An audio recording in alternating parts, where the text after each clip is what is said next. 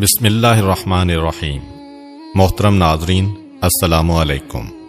نبی کریم حضرت محمد صلی اللہ علیہ وآلہ وسلم کا یوم ولادت مختلف علماء کے مطابق 8، 9، 12 اور 17 ربیع الاول ایک عام الفیل بیان کیا جاتا ہے، لیکن زیادہ تر علماء کا اجماع 12 ربیع الاول پر ہے۔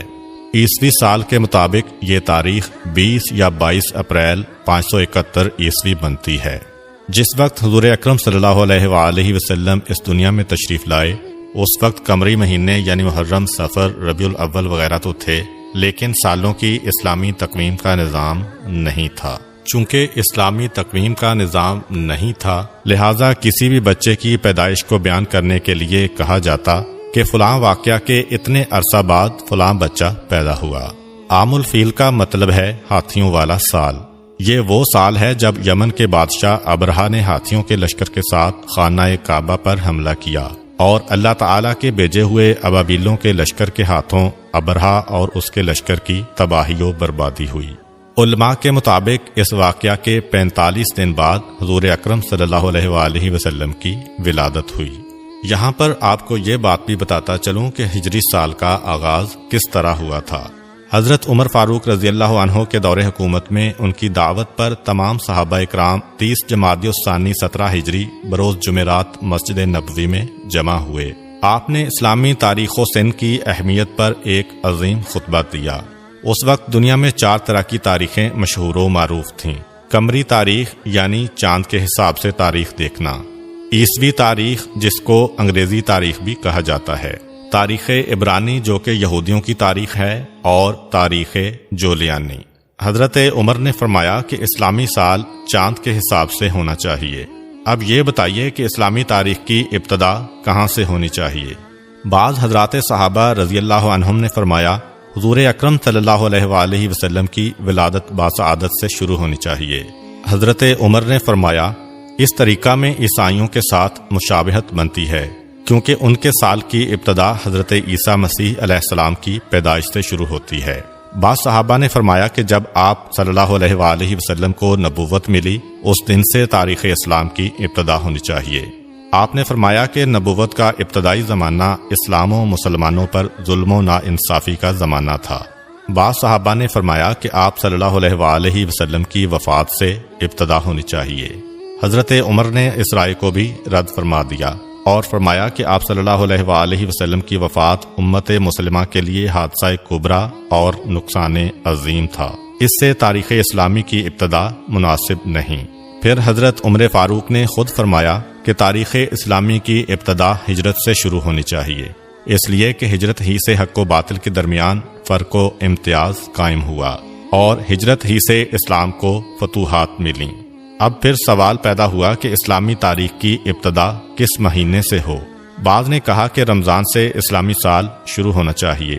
حضرت عثمان غنی رضی اللہ عنہ نے فرمایا جس مہینہ میں حضور صلی اللہ علیہ وآلہ وسلم نے ہجرت فرمائی، اسی مہینہ سے اسلامی سال شروع ہونا چاہیے۔ حضور اکرم نے ربیع الاول کے مہینہ میں ہجرت فرمائی، لیکن ہجرت کا ارادہ ماہ محرم ہی میں کر چکے تھے، اس لیے اسلامی تاریخ کے سال کی ابتدا محرم الحرام سے شروع ہونی چاہیے۔ لہٰذا اسلامی سال کی ابتدا محرم الحرام سے ہونا طے پا گیا۔ چنانچہ اس طرح اسلامی سال کو ہجری سال کا نام دیا گیا، اور اس کو اردو میں ہے سے اور انگلش میں AH سے ظاہر کیا جاتا ہے۔ حضور اکرم صلی اللہ علیہ وآلہ وسلم کے والد کا نام حضرت عبداللہ اور آپ کی والدہ کا نام حضرت آمنہ بنت وہب تھا۔ حضور اکرم کی ولادت سے پہلے ہی آپ صلی اللہ علیہ وآلہ وسلم کے والد حضرت عبداللہ کا انتقال ہو گیا تھا، اور آپ ابھی 6 سال کے تھے کہ آپ کی والدہ حضرت آمنہ بھی اس دنیا سے رخصت ہو گئیں۔ اس کے بعد 8 سال کی عمر تک آپ کی پرورش آپ کے دادا حضرت عبد المطلب نے کی۔ 8 سال کی عمر میں آپ کے سر سے دادا کا سایہ بھی چھن گیا، اور پھر 8 سال کی عمر سے لے کر جوانی تک آپ اپنے چچا حضرت ابو طالب کے زیر کفالت رہے۔ جس رات آپ دنیا میں تشریف لائے تو اللہ تعالیٰ نے بہت سے معجزات دنیا کو دکھائے۔ فارس کا آتش کدہ جس میں 1000 سال سے آگ روشن تھی اور فارسی اس آگ کی پوجا کرتے تھے، وہ اچانک بجھ گئی۔ کسریٰ کا محل 2 حصوں میں تقسیم ہو گیا اور 14 کنگرے ٹوٹ کر زمین پر گر پڑے۔ دریائے ساوا جو صدیوں سے خشک پڑا تھا اس میں پانی جاری ہو گیا، اور دریائے سماوا جس میں ہمیشہ سے پانی جاری تھا ایک مرتبہ اس میں پانی خشک ہو گیا۔ جتنے بھی دنیا میں بتکدے تھے ان میں موجود بت منہ کے بل زمین پر گر گئے، اور دنیا میں جتنے بھی بادشاہوں کے تخت تھے وہ پائے ٹوٹنے کی وجہ سے زمین پر آ کر گر گئے۔ جتنے بھی ساحر، جادوگر، کاہن اور منجم تھے ان کا علم جواب دے گیا تھا۔ زبان سے غیب کی خبریں بتانے والے ایک رات کے لیے گونگے ہو گئے تھے، خاص طور پر وہ کاہن جن کے ہمزاد آسمانوں سے ان کے لیے خبریں لاتے تھے، ان کی اور ان کے ہمزاد کی ملاقات کا سلسلہ ختم ہو گیا تھا۔ مکے کی سرزمین سے ایک ایسا نور ظاہر ہوا جس کی روشنی اتنی دور تک تھی کہ مکے کے لوگوں نے مکے میں بیٹھ کر شام کے محلات کا اپنی آنکھوں سے جائزہ لیا، اور ساری رات ستارے اس کثرت کے ساتھ ٹوٹ کر گرے کہ لوگ پریشان ہو کر ایک دوسرے سے سوال کر رہے تھے کہ آج کی رات کیا واقعہ پیش آیا ہے۔ عمرو بن امیہ جو ایک مشہور کاہن تھا، اس سے لوگوں نے پوچھا کہ یہ ستارے مسلسل کیوں ٹوٹ رہے ہیں؟ اس نے کہا، وہ مشہور ستارے جن کی مدد سے لوگ راستہ معلوم کرتے ہیں، گرمی اور سردی کے حالات پتہ چلتے ہیں، جا کر دیکھو، اگر وہ ستارے ٹوٹے ہیں تو سمجھ لینا کہ یہ رات اس کائنات کی آخری رات ہے، کیونکہ یہ قیامت کی نشانی ہے، اور اگر وہ ستارے اپنی جگہ پر باقی ہیں اور دوسرے ستارے ٹوٹ رہے ہیں تو سمجھ لینا کہ آج دنیا میں کوئی بہت عجیب و غریب واقعہ پیش آیا ہے۔ جب لوگوں نے دیکھا کہ وہ مشہور ستارے اپنی جگہ پر قائم ہیں تو انہیں یقین ہو گیا کہ آج کی رات کوئی نہ کوئی عظیم واقعہ پیش آیا ہے۔ تاریخ یہ بھی بتاتی ہے کہ آسمان سے ملائکہ کی ٹولیاں تسبیح و تقدیس کے گیت گاتی ہوئی زمین کی جانب آ رہی تھیں۔ ان غیر معمولی واقعات کو دیکھ کر جہاں انسان حیران تھے، وہاں شیطان بھی پریشانی اور حیرت میں مبتلا تھا۔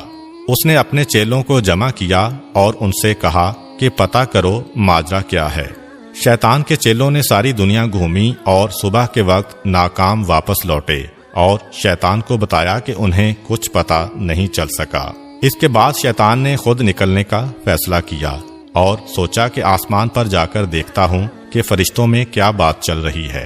اس وقت شیطان کو چوتھے آسمان تک کی رسائی حاصل تھی، لیکن آج چوتھا آسمان تو کیا، پہلے آسمان پر ہی فرشتوں نے اسے روک لیا اور آتشی ہتھیاروں سے اسے بھگا دیا۔ اس کے بعد شیطان زمین کی سیر کے لیے نکلا اور حرم کی سرزمین میں داخل ہونے کی کوشش کی، لیکن وہاں بھی فرشتوں نے اسے روک لیا۔ اس کے بعد وہ مکے کی پچھلی جانب جبل نور پر پہنچا جہاں غار حرا ہے، اور جہاں حضور اکرم صلی اللہ علیہ وآلہ وسلم پر پہلی وحی نازل ہوئی تھی۔ وہاں اس نے اپنے آپ کو ایک چھوٹی سی چڑیا کے روپ میں تبدیل کیا اور پھر حرم میں داخل ہونے کی کوشش کی۔ اس مرتبہ حضرت جبرائیل علیہ السلام نے اسے پہچان لیا اور اسے وہاں سے بھگا دیا۔ شیطان نے حضرت جبرائیل علیہ السلام سے پوچھا، اے جبرائیل، آج کون سا ایسا واقعہ پیش آیا ہے کہ مجھے آسمانوں پر جانے سے بھی روک دیا گیا اور اب ایک چڑیا کے روپ میں بھی حرم میں داخل نہیں ہونے دیا گیا؟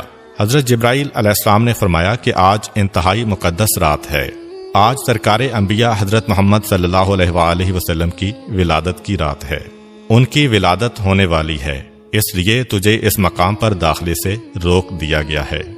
شیطان نے حضرت جبرائیل علیہ السلام سے پوچھا کہ اے جبرائیل، یہ تو بتا دو کہ اس پیدا ہونے والے بچے پر میرا کوئی بس چلے گا کہ نہیں، میں انہیں بہکا سکوں گا کہ نہیں؟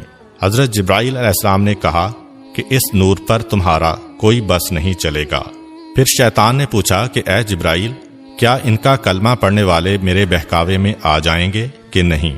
حضرت جبرائیل نے کہا، اے شیطان، رسول تو رسول، ان کے کلمہ پڑھنے والے پر بھی تمہارا بس نہیں چلے گا جب تک کہ اس کے دل میں اس دنیا کی محبت نہ پیدا ہو جائے۔ جب دنیا کی محبت پیدا ہو گئی تو شیطان اس کو اپنا غلام بنا لے گا۔ حضور اکرم صلی اللہ علیہ وآلہ وسلم کی والدہ جناب آمنہ کہتی ہیں کہ دوران حمل مجھے کبھی کوئی گرانی یا تکلیف محسوس نہیں ہوئی، اور نہ کبھی کوئی ایسا احساس ہوا جو پہلے بچے کی ولادت کے وقت عرب کی عام عورتیں بیان کیا کرتی تھیں۔ آپ فرماتی ہیں کہ میں اور فاطمہ بنت اسد کمرے میں بیٹھی تھیں کہ اچانک کمرے کی روشنی میں اضافہ ہونے لگا اور ایسا لگا کہ یہ کمرہ آنکھوں سے پوشیدہ ہوتا جا رہا ہے۔ جناب فاطمہ بنت اسد یہ منظر دیکھ کر گھبرا گئیں، اپنی جگہ سے اٹھیں کہ گھر کے مردوں کو جا کر بتائیں۔ حضرت ابو طالب کو آواز دی اور جو دیکھا تھا وہ بیان کیا۔ حضرت ابو طالب نے کہا، فاطمہ گھبراؤ نہیں، یہ سارا منظر اس نور کی وجہ سے ہے جو اس دنیا میں تشریف لانے والا ہے۔ حضرت آمنہ کہتی ہیں کہ ادھر حضرت فاطمہ بنت اسد باہر نکلیں، ادھر ایک سفید پرندہ نظر آنے لگا۔ عجیب بات یہ ہے کہ مکان کی چھت بھی غائب ہو گئی ہے اور ہر طرف اس قدر نور ہے کہ جس نے میرے ارد گرد کی تمام چیزوں کو پوشیدہ کر دیا ہے، اور اب میں گویا 7ویں آسمان تک کا مشاہدہ کر رہی ہوں۔ جناب آمنہ کہتی ہیں کہ اس وقت ایک سفید پرندہ آیا، اس نے اپنے جسم کو میری پیشانی سے مس کیا۔ جیسے ہی اس نے اپنا جسم میری پیشانی کے ساتھ مس کیا، میرے گرد جتنا نور تھا وہ سمٹ کر میری پیشانی میں جمع ہو گیا۔ جناب آمنہ نے آسمانوں کا نظارہ کر لیا اور اس کے بعد ان کو اپنا کمرہ دوبارہ نظر آنے لگا۔ جناب فاطمہ بنت اسد بھی اس وقت دوبارہ تشریف لا چکی تھیں۔ جناب آمنہ کہتی ہیں کہ اس وقت 4 عورتیں میرے پاس آئیں جن کے ہاتھ میں شیشے کے گلاس اور صراحیاں تھیں۔ انہوں نے مجھے سلام کیا اور کہا کہ ہم جنت کی حوریں ہیں اور حکم پروردگار سے آپ کے پاس تشریف لائی ہیں۔ یہ جنت کا شربت ہے، اسے نوش فرما لیں۔ حضرت آمنہ نے وہ شربت پیا تو ایک لمحے کے لیے دنیا سے غافل ہو گئیں، اور جیسے ہی ہوش میں آتی ہیں تو کیا دیکھتی ہیں کہ ان کا بچہ ان کے پاس اس انداز میں سجدے کی حالت میں ہے کہ اس کا بایاں ہاتھ زمین پر ہے اور دایاں ہاتھ آسمان کی طرف بلند ہے۔ اس کی پیشانی خانہ خدا کی جانب ہے، اور جیسے ہی وہ سجدہ سے اٹھا اس کی پیشانی سے ایسا نور ظاہر ہوا کہ میں نے اور میری بہن فاطمہ نے اسی نور کی روشنی میں ایک طرف یمن کے سرخ محل دیکھے تو دوسری جانب بصرہ اور شام کے علاقے کو دیکھا، اور تیسری جانب ایران کے محلات ہماری آنکھوں کے سامنے آ گئے۔ حضرت آمنہ فرماتی ہیں کہ میرے ہاں بچے کی ولادت ہوئی اور مجھے پتہ بھی نہ چلا کہ یہ بچہ کس وقت دنیا میں ظاہر ہوا۔ اس کے بعد مسلسل میرے کانوں میں لوگوں کے سلام کی آوازیں آنے لگیں، السلام علیکہ یا محمد، السلام علیکہ یا احمد۔ میں نے ان 4 حوروں سے پوچھا کہ یہ کون لوگ ہیں جو سلام کر رہے ہیں؟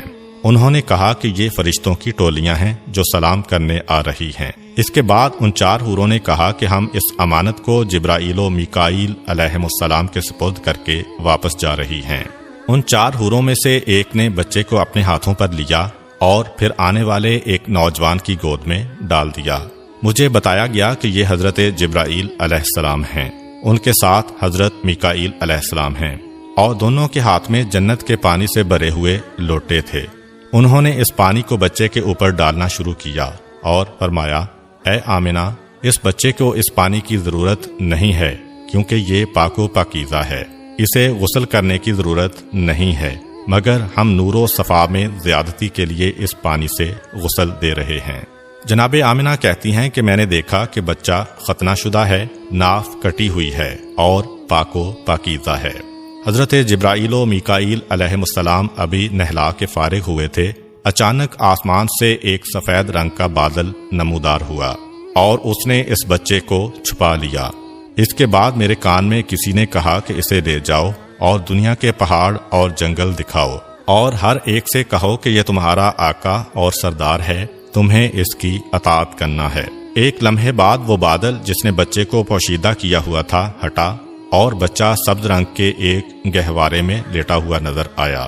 مجھے نہیں پتا کہ یہ گہوارہ بھی کہاں سے آیا۔ بچے کے ہاتھ میں 3 چابیاں ہیں اور کسی نے بآواز بلند کہا، اس میں سے ایک چابی فتح و نصرت کی ہے، دوسری چابی دنیا کے نفعات کی ہے، جو اس کے ساتھ چلے گا وہ نفع حاصل کرے گا اور جو اس سے منہ موڑے گا وہ نقصان اٹھائے گا، تیسری چابی نبوت کی چابی ہے، پس نبوت کے سلسلے کو اس نے قفل لگا دیا، اس کے بعد کوئی نبی نہیں آئے گا۔ یکایک میں نے دیکھا کہ ایک دوسرا بادل نیچے آیا اور اس نے پھر اس بچے کو پوشیدہ کر دیا۔ پھر کسی نے میرے کان میں کہا، اسے لے جاؤ اور دنیا میں جتنے چرندے، پرندے، درندے، اولیاء اور نیک انسان ہیں ان سب کو اس کی پہچان کراؤ اور ان سے کہو کہ یہ تمہارے آقا و سردار ہیں، تمہیں اس کی اطاعت کرنا ہے۔ تھوڑی دیر بعد وہ بادل بھی ہٹ گیا اور میرا بچہ اسی انداز میں گہوارے میں لیٹا ہوا ہے، اور اب اس کے سرہانے 3 آدمی کھڑے ہیں۔ ان میں سے ایک کے ہاتھ میں شیشے کی بنی ہوئی ایک صراحی ہے، دوسرے کے ہاتھ میں موتیوں کا بنا ہوا ایک چوکور تشت ہے اور تیسرے کے ہاتھ میں ایک سفید رومال ہے۔ اسی وقت میری نگاہ میرے بچے کی جانب گئی تو میں نے دیکھا کہ میرے بچے کے دوسرے ہاتھ میں بھی ایک سفید رومال ہے، یعنی ایک ہاتھ میں 3 چابیاں ہیں اور دوسرے ہاتھ میں سفید رومال، اور کوئی کہہ رہا ہے کہ اب دنیا اس کے قبضے میں ہے، یہ دنیا میں جسے چاہے دنیا سے محروم کرے۔ پھر وہ 3 آدمی آگے بڑھے اور موتیوں کا تشت بچے کو پیش کیا اور کہا کہ اس میں سے جس حصے کو چاہو پکڑ سکتے ہو۔ بچے نے تشت کے بیچ میں ہاتھ ڈالا، جو بچے کی فطرت کے بالکل خلاف ہے، کیونکہ چاروں طرف سفید موتی لگے ہوئے ہیں اور درمیان والا حصہ خالی ہے۔ پکارنے والے نے پکارا کہ اس نے دنیا میں سے خانہ کعبہ کا انتخاب کر لیا ہے۔ پھر بچے کو اسی تشت میں بٹھایا گیا اور ان میں سے ایک آدمی نے بچے کو اسی پانی سے ایک مرتبہ پھر نہلایا جو جبرائیل علیہ السلام لے کر آئے تھے۔ پھر میں نے دیکھا کہ تیسرے آدمی نے اس سفید رومال کو کھولا، اس میں سے ایک انگوٹھی نکلی، اس انگوٹھی کو بچے کے دونوں شانوں کے درمیان رکھ کر دبایا، اور جب انگوٹھی کو وہاں سے ہٹایا تو مہر نبوت وہاں پر ثبت ہو چکی تھی۔ اس وقت پکارنے والے نے پکارا کہ یہ رضوان جنت ہے جو اس وقت رسول کو غسل دینے کے لیے آیا تھا۔ یکا یک میں نے دیکھا کہ وہ تینوں اس مکان سے غائب ہو گئے۔ جناب آمنہ کہتی ہیں کہ اس دوران جبکہ میرے کمرے میں اس طرح کے معجزات پیش آ رہے تھے، مکے کی سرزمین پر بھی کچھ عجیب و غریب واقعات پیش آئے۔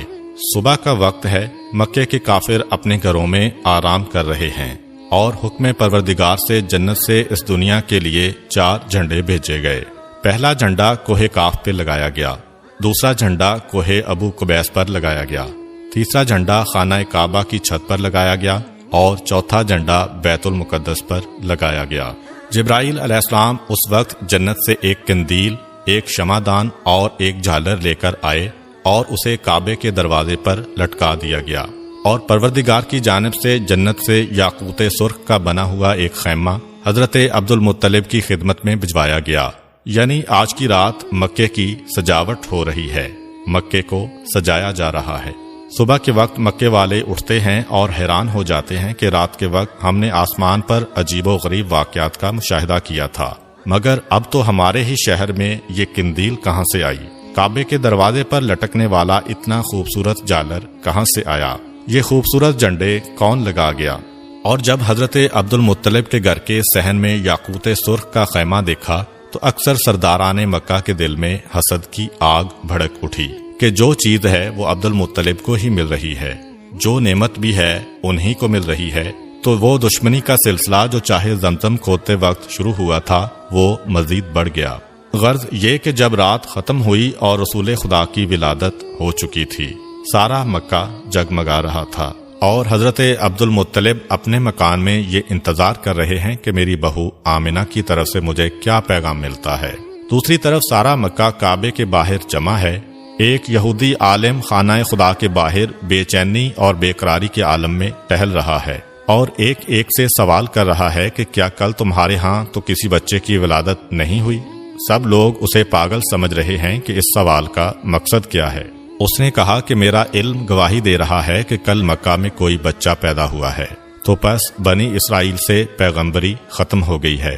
یہودیوں کے لیے ہمیشہ ہمیشہ کی ذلت ان کا مقدر بن چکی ہے۔ مجھے پریشانی اسی بات کی ہے۔ وہ بے چینی سے ٹہل رہا ہے کہ میرا قبیلہ ہمیشہ ہمیشہ کے لیے ذلیل ہونے والا ہے، پیغمبری ہم میں سے ختم ہونے والی ہے۔ بار بار آتا ہے اور ہر ایک سے سوال کرتا ہے کہ خدا کے لیے بتا دو، تم میں سے کسی کے ہاں بچے کی ولادت تو نہیں ہوئی؟ ہر ایک نام میں جواب دیتا ہے۔ آخر میں گھبرا کے کہتا ہے کہ کوئی یہاں آنے سے باقی تو نہیں بچا؟ لوگوں نے کہا کہ انتظار کرو، ابھی سردار مکہ آنے والے ہیں، جب وہ آئے تو ان سے سوال کرنا، باقی سب تو یہاں پہنچ چکے ہیں۔ یہودی عالم کو پتا چلا کہ حضرت عبد المطلب کے ہاں پوتے کی پیدائش ہوئی ہے۔ بے چین ہو کر حضرت عبد المطلب کو کہتا ہے کہ ایک مرتبہ میں اس بچے کی زیارت کرنا چاہتا ہوں، تاکہ جس مقصد کے تحت میں اپنے وطن کو چھوڑ کر اتنے مہینوں سے مکے میں مقیم ہوں وہ پورا ہو جائے اور مجھے پتا چل جائے کہ واقعاً وہی بچہ پیدا ہوا ہے کہ نہیں۔ جناب عبد المطلب اس عالم کی بے چینی کو دیکھتے ہوئے پیغمبر اسلام کو ایک گہوارے میں لے کے آتے ہیں۔ یہودی عالم کی نگاہ اس بچے پر پڑی اور بے اختیار چیخ ماری کہ یہی وہ بچہ ہے کہ جس کے بعد بنی اسرائیل کی بادشاہت ختم ہو گئی، بنی اسرائیل سے نبوت ختم ہو گئی۔ یہی وہ بچہ ہے جو ساری دنیا کا حکمران بنے گا، اور اس کی وجہ سے عرب اپنی سرزمین سے نکل کر ساری دنیا میں پھیلیں گے۔ ناظرین، یہ تو تھی نبی پاک کی پیدائش کے حوالے سے مکمل تفصیل۔ انشاءاللہ اگلی ویڈیو میں ہم آپ صلی اللہ علیہ وآلہ وسلم کے بی بی حلیمہ سعدیہ کے گھر پہنچنے اور وہاں پر پیش آنے والے حالات اور معجزات کے بارے میں بیان کریں گے۔ امید کرتا ہوں کہ آپ کو آج کی ویڈیو اچھی لگی ہوگی۔ اگر آپ کو ہماری ویڈیو اچھی لگی ہے تو ویڈیو کو لائک کریں اور مزید اس طرح کی ویڈیوز دیکھنے کے لیے ہمارا چینل سبسکرائب کر لیں۔ ملتے ہیں نیکسٹ ویڈیو میں، اجازت دیجیے، اللہ حافظ۔